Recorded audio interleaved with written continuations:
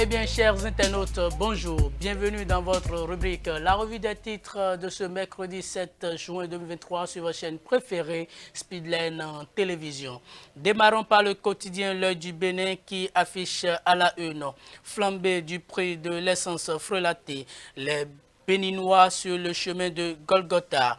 Les détails à la page 4 du quotidien. Il ressort que le prix de l'essence de contrebande appelée Payor a connu depuis quelques jours une augmentation galopante au Bénin.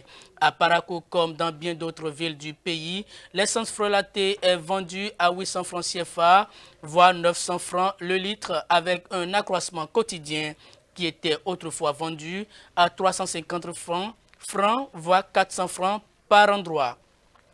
Selon les informations, cette hausse drastique du prix de l'essence frelatée est due à la suspension de subventions des produits pétroliers par l'État nigérien, informe le quotidien L'Œil du Bénin dans sa parution de ce jour.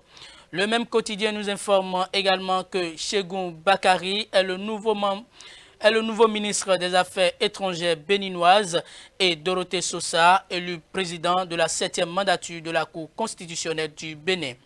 Les détails respectivement à la page 1 et 8 du quotidien L'Œil du Bénin. Passons à présent au quotidien Le Potentiel qui titre « Renforcement de capacité à l'Assemblée nationale. Les députés s'approprient des documents des PBEP et des PPD ». Les détails sont à lire à la page 8 du quotidien. Il ressort que les députés de la 9e législature ont pris part ce lundi au Palais des gouverneurs à un atelier de renforcement de capacité pour une meilleure appropriation du contenu du document de programmation budgétaire et économique pluriannuel et des documents de programmation pluriannuelle des dépenses. Cet atelier vise à renforcer les compétences des députés et des fonctionnaires parlementaires en matière d'analyse, de contrôle et d'évaluation du budget de l'État.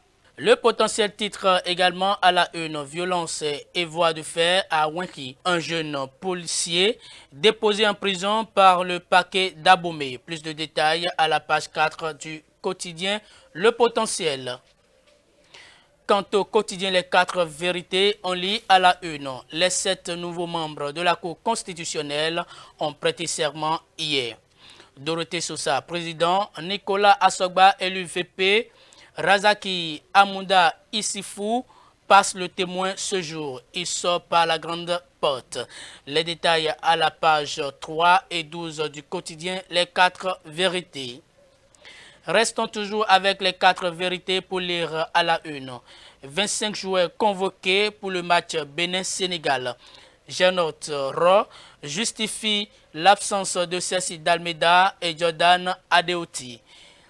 C'est à la page 11 du quotidien Les 4 vérités que vous aurez plus d'informations sur ce sujet.